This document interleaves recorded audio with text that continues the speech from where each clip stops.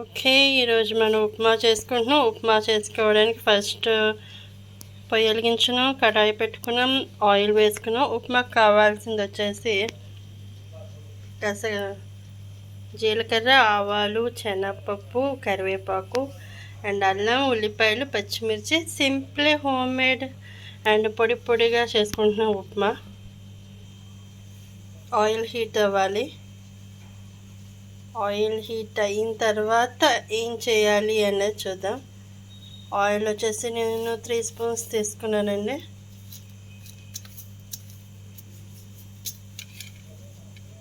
దాదాపు 3-4 సరిపోయే ఉప్మా ఇది.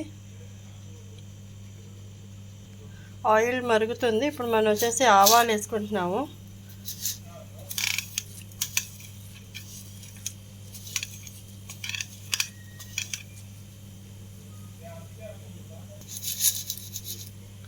నెక్స్ట్ వచ్చేసి జీలకర్ర, శనగపప్పు వేసేసుకుంటున్నాము.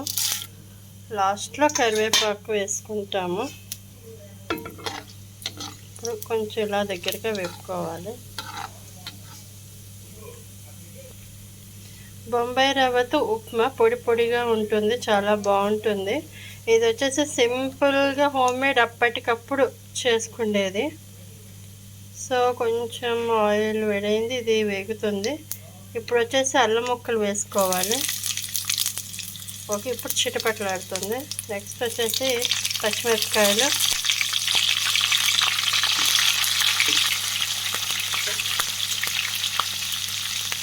వచ్చేసి ఉల్లిపాయలు,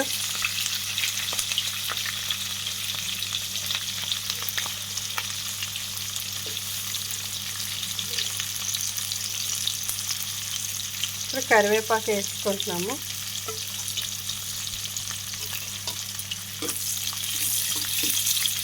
ఇది ఎర్రగా దోరగా వేగాలండి, కొంచెం కలర్ మారాలి. దీంట్లో కావాలంటే జీడిపప్పు, వేరుశనగ గుళ్ళు వేసుకోవచ్చు, కానీ మేము వేయట్లేదు, సింపుల్గా చేసుకుందాము అని అప్పటికప్పుడు.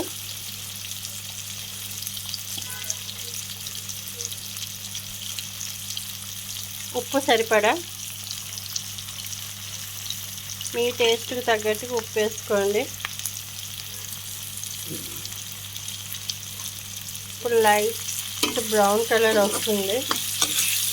సో కొంచెం దగ్గరగా వేగాలి. ఇంకా చూడండి, పచ్చిమిరపకాయ కలర్ మారుతుంది అండ్ ఆనియన్స్ కూడా కలర్ మారుతుంది. Okay, let's do it.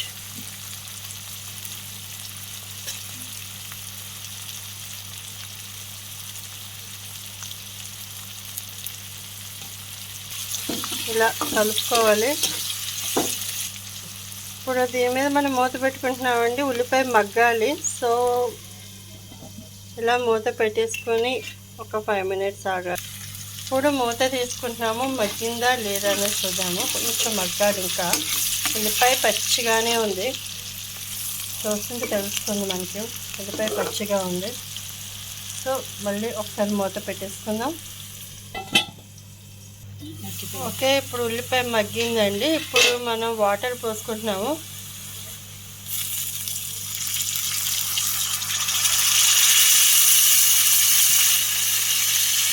Water వచ్చేసి 2.5 గ్లాసెస్.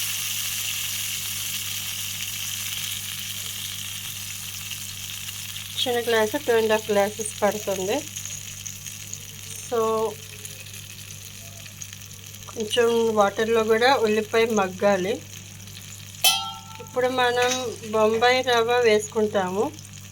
బొంబాయి రవ్వని కరాచీ అంటారు, సూజీ అని కూడా అంటారండి, బొంబాయి రవ్వ. ఓకే, ఇప్పుడు మనం మూత తీసి ఇది కొంచెం మరుగుతుంది చూడండి.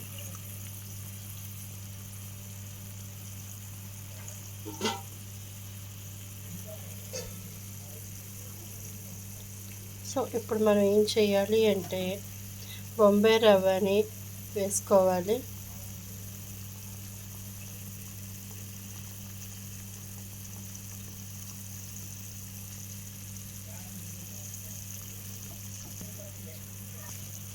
ఇలా మరుగుతున్న టైంలో మనం ఉప్పు చూసుకోవాలండి, కొంచెం టేస్టీ సరిపోతే ఓకే, లేదంటే వేసుకోవాలి. ఇప్పుడు మనం వచ్చేసి బొంబాయి రవ్వ వేసుకుంటున్నాము.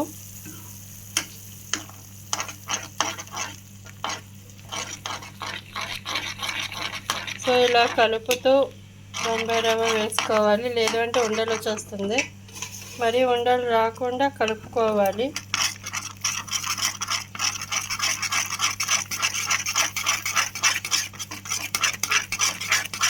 కొంచెం వాటర్ ఎక్కువైతే ఏంటంటే ముద్దగా వస్తుంది.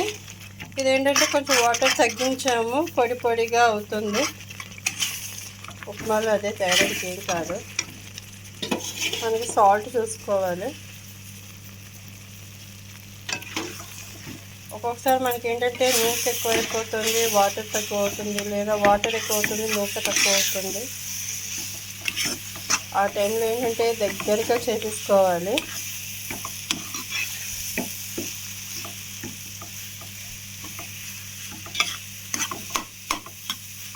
సో ఇలాగ కలుపుకొని పొడి పొడిగా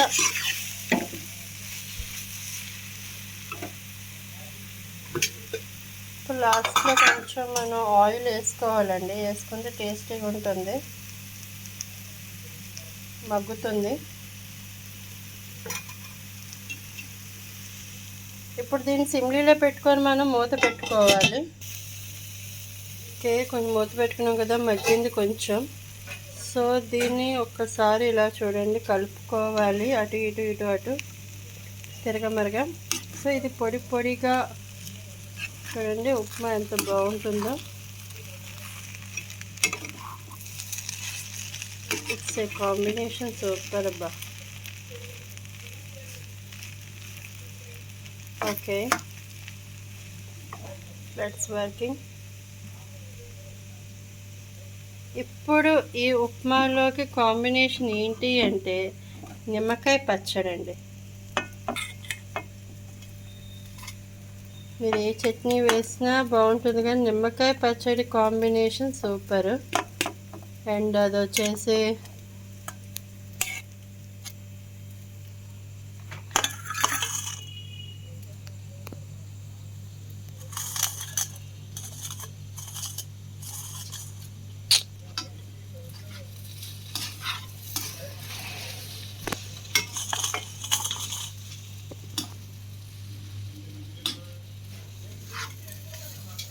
అయిపోయింది, దాదాపు ఉప్మా రెడీ.